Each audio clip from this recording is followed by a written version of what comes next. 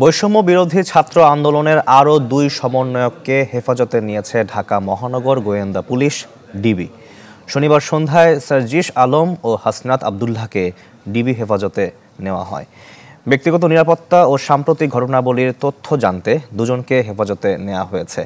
একই কারণ দেখিয়ে গেল শুক্রবার নাহিদ ইসলাম সহ ৩ জনকে হাসপাতাল থেকে নেওয়া হয় মিন্টো রোডের ডিবি কার্যালয়ে। রাজধানী গণস্বাস্থ্য হাসপাতালে চিকিৎসাধীন ছিলেন তারা।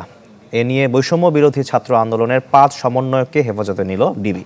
আর এই ৫ সমন্বয়কই ঢাকা বিশ্ববিদ্যালয়ের বিভিন্ন বিভাগের শিক্ষার্থী। শনিবার বিকেলে বিশ্ববিদ্যালয় শিক্ষকদের একটি প্রতিনিধি দল ডিবি কার্যালয়ে যান, তবে সংস্থা প্রধানের সাথে দেখা করে নিতে পারেনি তারা।